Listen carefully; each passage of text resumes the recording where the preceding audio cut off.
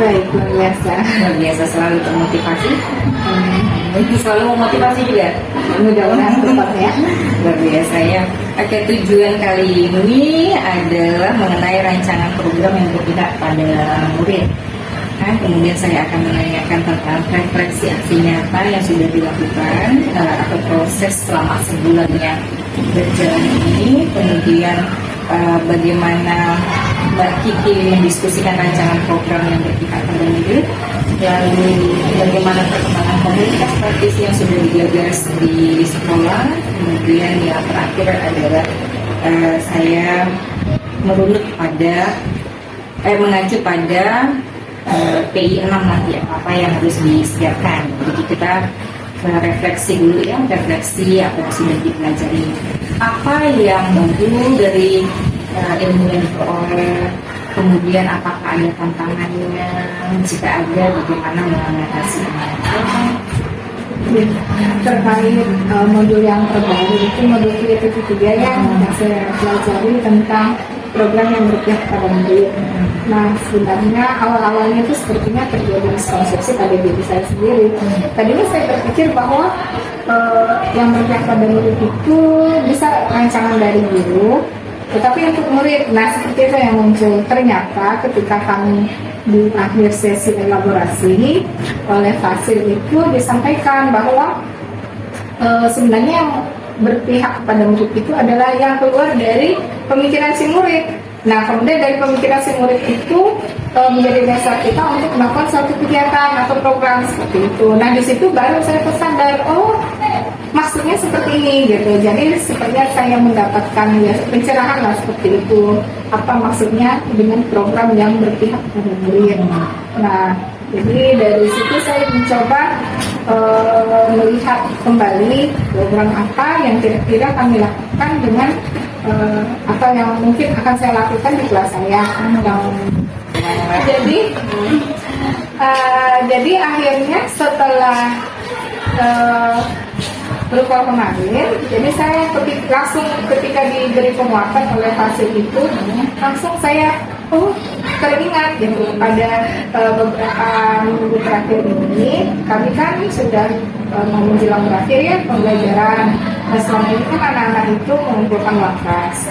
Nah, jadi dari pembicaraan dengan anak-anak itu bilang, Bu, nanti kalau wakas kita lebih, kita buat ini lah Bu, acara Bu. Acara apa? Nah, mereka maunya bilang berenang Bu, kita berenang ramai-ramai. Nah, akhirnya dari situ saya berpikir, oh ternyata kalau misalnya kami adakan acara satu hari berenang bersama gitu, hari yang gembira gitu. Nah, inilah salah satu bentuk program yang kita lakukan yang berpihak kepada murid. Dalam artian memang program itu diinisiasi dengan murid sendiri, bukannya saya gitu. Karena selama ini kan kegiatan-kegiatan yang banyak kita lakukan itu ya berdasarkan pemikiran saya.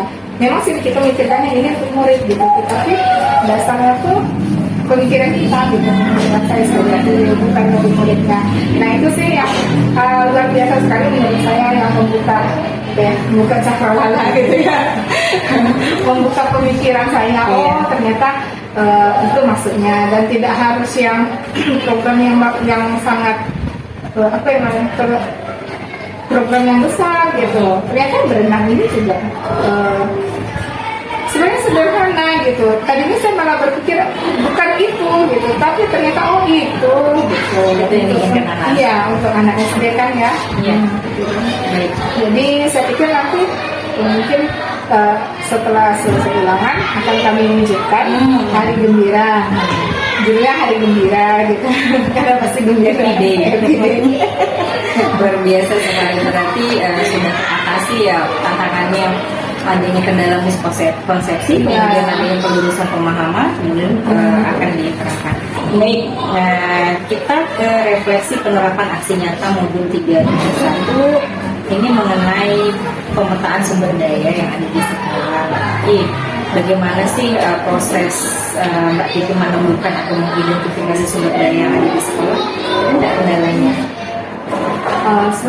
Awalnya sih ketika mengidentifikasi sumber daya di sekolah, awalnya memang dari diri saya sendiri gitu, saya memetakan misalnya aset manusia apa saja menurut saya listkan, saya buat list. Karena kebetulan saya juga menangani kurikulum ya. Jadi ketika kita menyusun kurikulum kan kita mencari nih swotnya kan.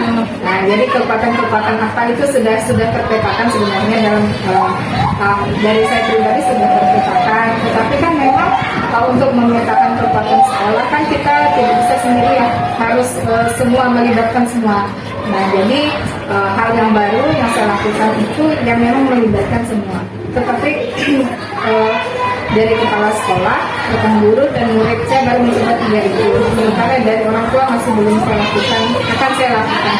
Nah, karena tantangan yang saya hadapi itu ya sebenarnya untuk menanyakan kekuatan dan lain sebagainya itu lebih mudah kalau kita tatap muka ya.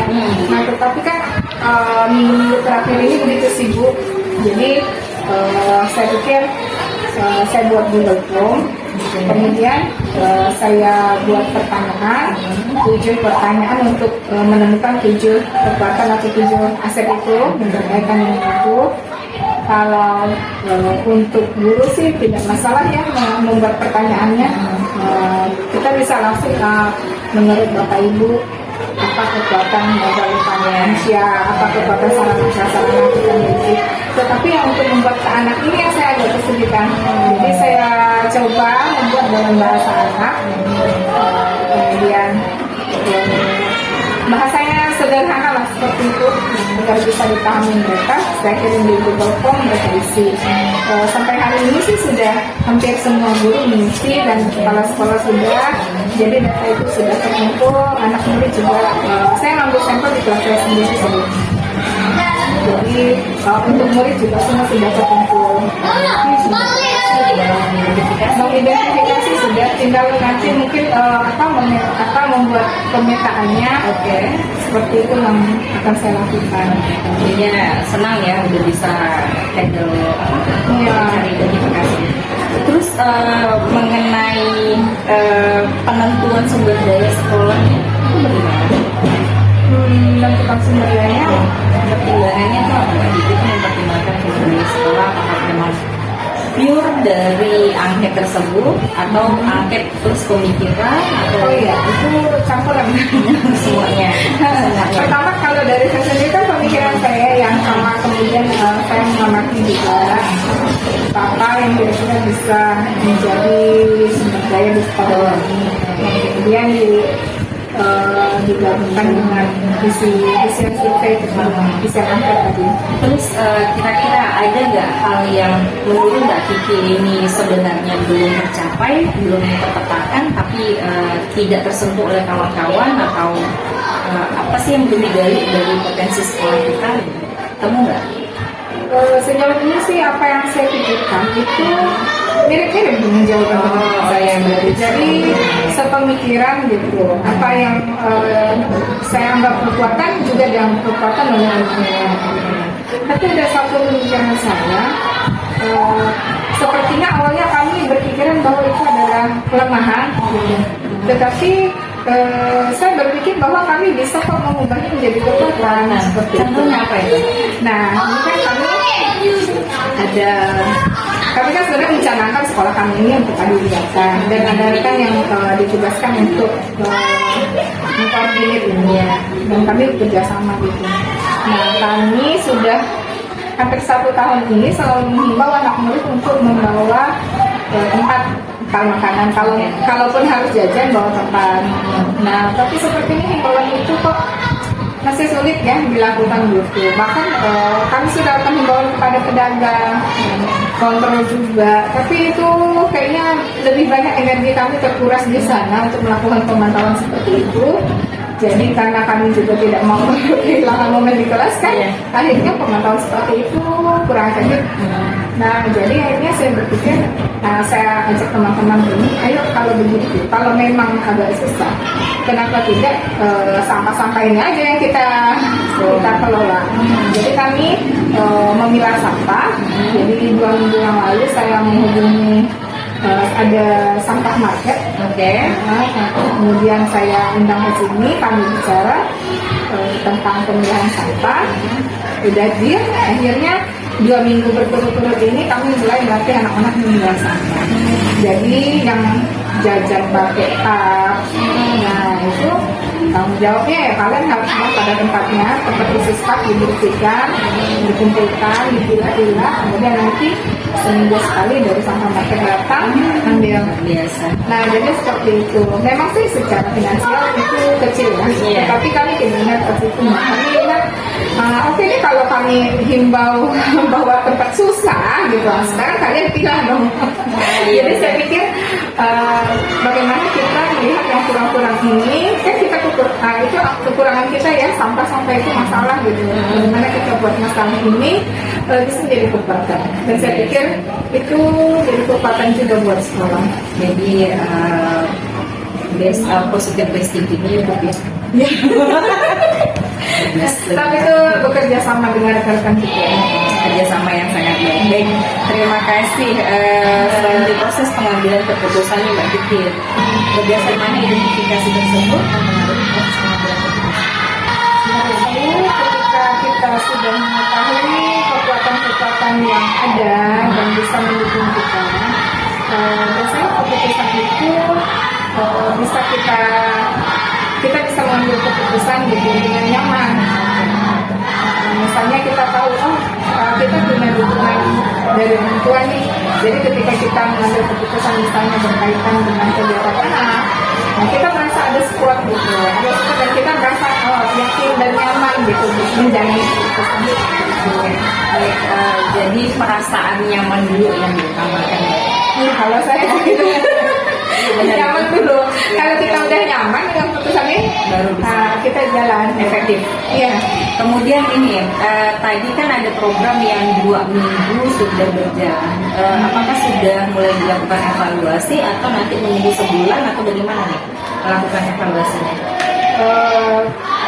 Kalau evaluasi secara terstruktur, ibaratnya memang kita teliti habis-habisan itu sih pasti nanti di akhir semester. Karena ini kan semester. program semester ya, semester kegiatan proyek juga. Tetapi ketika sedang berjalan pun kita diskusi dengan teman, misalnya sepertinya ini begini, seperti begini gitu. Ada sambil jalan gitu. Oke, baik. Memberikan perubahan nyata atau sedikit perubahan pada program yang berjalan atau bagaimana? Maka itu memberikan inovasi baru. Sejauh ini sih hanya kepada teknis saja, teknis pelaksanaan itu secara penguatan. Iya. Kalau arahnya sih masih tetap sebagaimana perencanaan. Baik, Mbak Kiki itu kan tadi pada saat melakukan program tersebut apakah pernah terjadi satu problematika yang membuat adanya dilanjutkan atau enggak dari kegiatan yang dilakukan? Ketika kami memilah sampah ini ya, sejauh ini sih sepertinya Enggak ada ya, paling ada sedikit kekhawatiran saya ketika takut anak-anak ini salah memahami.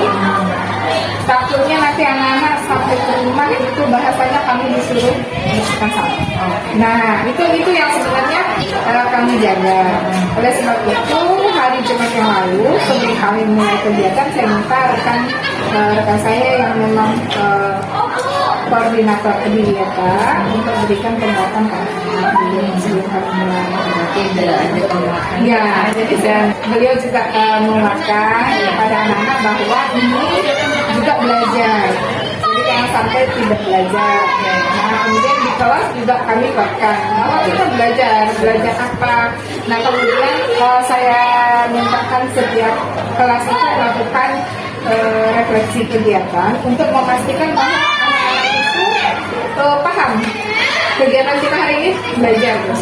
Jadi kemarin itu setelah kegiatan anak-anak istirahat kemudian masuk 15 menit di kelas, saya beri refleksi kegiatan berupa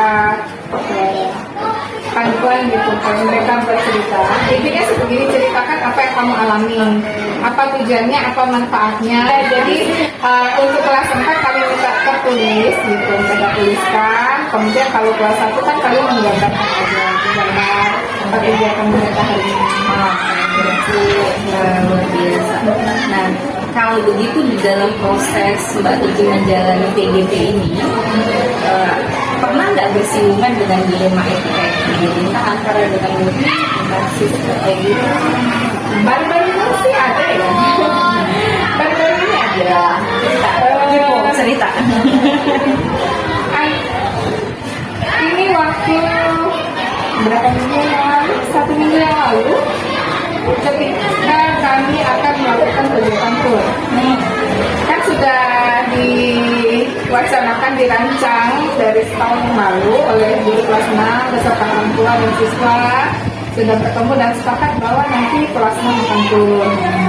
Nah, kemudian sama menjelang keberangkatan kami, kita semua sudah siap. Itu keluar edaran dari Bu Kepala Dinas kan menghimbau agar sekolah tidak mengadakan kegiatan di luar. Karena ada insiden itu kan, jadi kami serba salah, teman-teman bilang jadi ini gimana nih gitu. Karena apa ya? Apakah kita mundur atau apa? Karena dari pimpinan kan sepertinya maunya stop aja gitu. Sebenarnya bukan apa ya, mungkin beliau berpikiran untuk mematuhi aturan, berpikir berdasarkan aturan gitu. Nah, sementara kan kita sudah di dengan orang tua, sudah dengan anak murid, sudah setahun dirancang dan anak-anak begitu menantikan gitu. Kemudian saya teman-teman kita lihat berapa persen orang tua yang ikut. Nah, orang tua itu 90% dan anak yang tidak itu kan cuma 10% saja yang tidak ada orang tuanya. Jadi saya tanyakan pada rekan-rekan, kalau ini kita jalankan, siap nggak bisa guru-guru ini bekerja sama mengawasi 10 anak yang tidak ada orang tuanya. Jadi jangan ada guru buat acara sendiri di sana, harus fokus jaga ini karena kita maunya kita tetap laksanakan acara ini, jadi kita harus bertanggung jawab gitu. Dan sementara anak yang lain kan ada orang tuanya, ya otomatis kita didukung dong. Ada kekuatan lain mendukung kita juga untuk mengawasi. Dan akhirnya kami putuskan tetap berangkat. Puji Tuhan semua berjalan lancar, anak-anak sehat walafiat kembali dengan utuh. Itu begitu sampai di sini saya bilang kepada teman yang menjadi panitia pelaksana, apresiasi buat kalian karena semua orang bisa melakukan diri. Saya melihat bahwa semua rekan-rekan saya melakukan diri. Sebenarnya mereka juga pengen bebas, pengen senang-senang, tetapi karena ada rasa tanggung jawab ini tadi, menjaga anak-anak ini tadi, karena kita sudah sepakat kita akan tetap jalan gitu. Mungkin agak bersinggungan dengan keinginan pimpinan seperti itu, tetapi kita tetap bisa jalan. Di situ saya melihat rekan-rekan saya menahan diri dan berusaha untuk tetap bertanggung jawab. Saya senang sekali Berakhir dengan yang baik ya. Iya,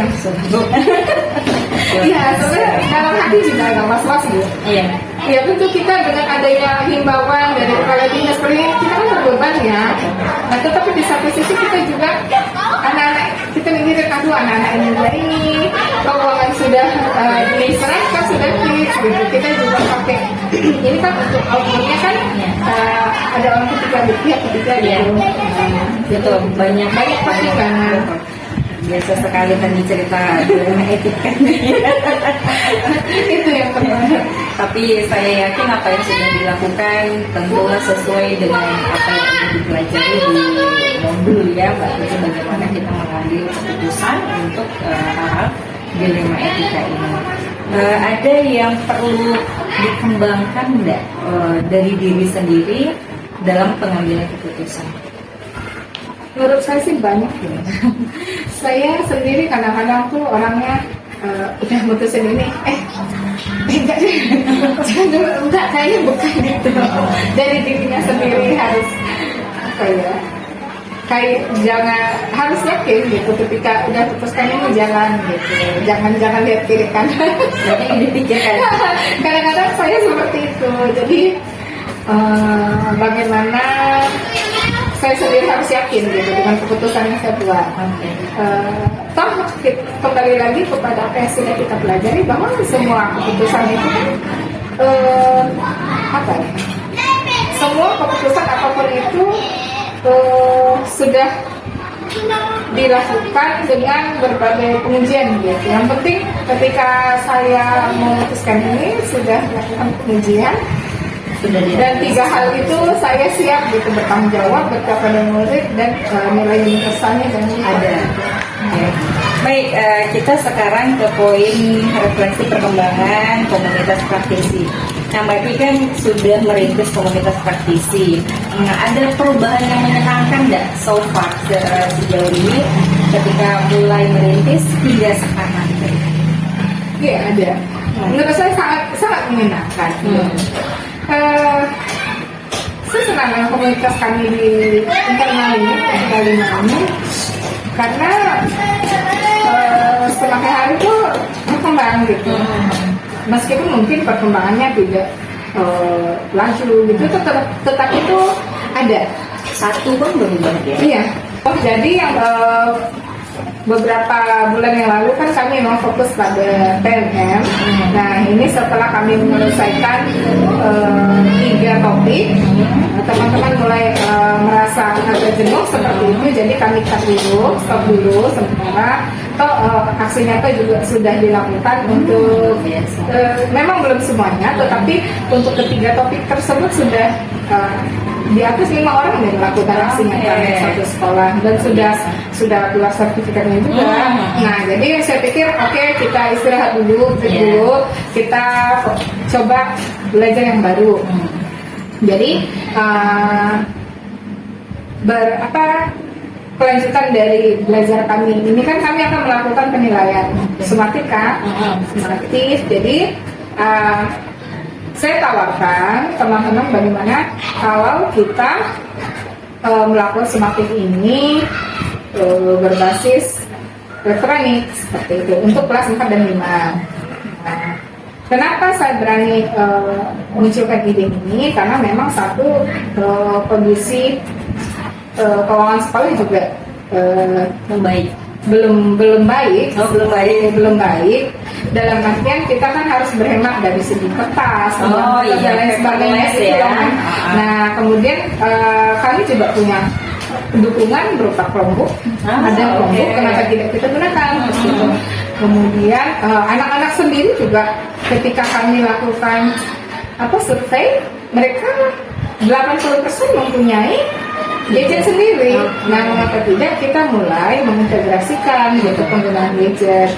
Kemudian karena ini uji coba, ya jadi tidak ada pemaksaan seperti harus gitu. Dan kami tetap menyediakan sumatif berbasis kertas untuk siswa yang memang tidak mempunyai gadget. Nah, masalahnya kan sekarang tidak semua guru mampu membuat soal dalam Google Form. Nah, karena itu dalam 2 kali Jumat yang biasanya kami belajar ini, saya mengajak rekan-rekan berkolaborasi membuat Google Form. Dialihkan. Iya, dialihkan. Jadi topiknya kemarin PNS, sekarang topiknya latihan buat soal di Google Form. Yang membuat saya senang itu adalah ketika guru-guru senior itu bersemangat. Mereka kan punya perangkat nih, punya laptop tapi jarang digunakan. Nah seperti itu, saya mendorong ibu yang senior untuk memanfaatkan perangkat mereka masih sudah dimiliki. Jadi mereka bersemangat meskipun kita ya harus pelan-pelan gitu buat. Tetapi saya senang karena katakan dari 5 yang sangat perlu dibimbing, 2 udah lancar gitu, itu kan senang gitu, dan itu bisa menginspirasi rekan yang lain. Nah jadi kami sudah siap, sudah 90% sudah siap. Tadi juga hari ini kami melakukan uji coba pada siswa. Kira-kira nanti kalau kita ulangan online seperti ini. Kita pada sesi akhir yaitu refleksi terhadap proses pendampingan ini. Setelah menjalani program PGP, apa sih materi yang paling dikuasai oleh Mbak Kiki, kemudian praktek baik yang dilakukan? Yang paling dikuasai apa ya? Sebenarnya juga bingung ya. Tetapi kalau misalnya melakukan aksi nyata, hampir Semua ini saya lakukan nyatanya. Oke. Yang paling Berkesan ya. Yang paling berkesan tentu pertama buat saya adalah coaching. Coaching paling berkesan. Kenapa? Karena di situ terlibat ya dari awal sampai akhir gitu. Kayaknya kita terlibat penuh di situ. Saya juga melatih diri dengan sejawat, melatih diri dengan teman satu kelompok kecil, kemudian satu kelompok yang lebih besar, kemudian dengan rekan sejawat. Itu kan beda-beda pengalamannya. Jadi di situ saya merasa banyak yang saya dapat gitu. Bahwa di situ sebenarnya pelurusan terhadap miskonsepsi juga sih awalnya saya berpikir coaching itu ya seperti kita melatih orang gitu loh, kita melatih tapi berarti kitanya ahli, orangnya tuh harus dilatih gitu kan, konsepsi awal seperti itu. Ternyata coaching bukan seperti itu kan. Nah itu pertama kenapa itu berkesan ya begitu meninggalkan pesan, karena ada miskonsepsi dalam diri saya dan akhirnya diluruskan seperti itu. Kemudian keterlibatan kita dari berbagai kelompok, dari yang teman satu kelompok kecil sampai ke sejawat, sampai yang nyata seperti itu kan nyata ya. Kemudian dan itu kan dilaksanakan dalam keseharian kita juga. Jadi di situ juga mengajarkan kita untuk menurut saya untuk tidak menggurui orang lain. Karena cenderung ada kecenderungan kita kan ketika kita katakan kita tahu lebih banyak dari orang kan cenderung kita mau ngajarin orang nih kan, ada niat mau ngajarin orang nih kan. Tetapi dengan ada coaching ini kayaknya kita direm gitu loh, rem. Nanti ketika ada saatnya orang mau ini, baru deh keluarkan pun bukan ngajarin gitu, tetapi mengarahkan. Ada nggak materi yang membingungkan selama belajar? Membingungkan, rasanya sih aman ya, rasanya aman. Baik Mbak Kiki, terima kasih banyak. Saya mau mengingatkan untuk kegiatan PI6 ini, PI6 ada feedback 360 yang harus dilakukan nanti. Questionnaire kurang lebih sama dengan yang PI2. Oke. Kemudian ini bisa dilihat di sini untuk pelaksanaan sebelum PI6 ada pemetaan aset. Masukan buat saya. Nah, itu dia. Nanti berarti saya kata dia. Iya. Ada masukan? Terkait komunitas praktis udah ya komunitas. Masukan untuk pengajar praktik. Bisa kalau tangan itu biasa pikir-pikir. Masukan aja gitu. Oke. Saya terima. Nggak ada pengaruh dengan nilai ya? Iya, nggak apa-apa. Dipengaruhi, cuma saya nggak peduli. I don't care.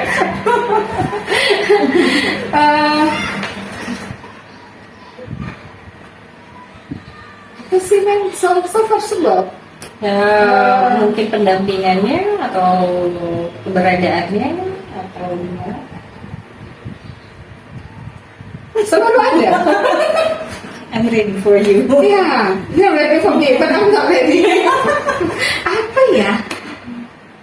Selama ini saya merasa pengajar praktis sudah mendampingi dengan sangat baik dalam artian ketika kita ada kesulitan apakah itu terkait dengan awareness, mengajar praktik dengan tanggap bisa mendukung kita dengan fasil dan lain sebagainya.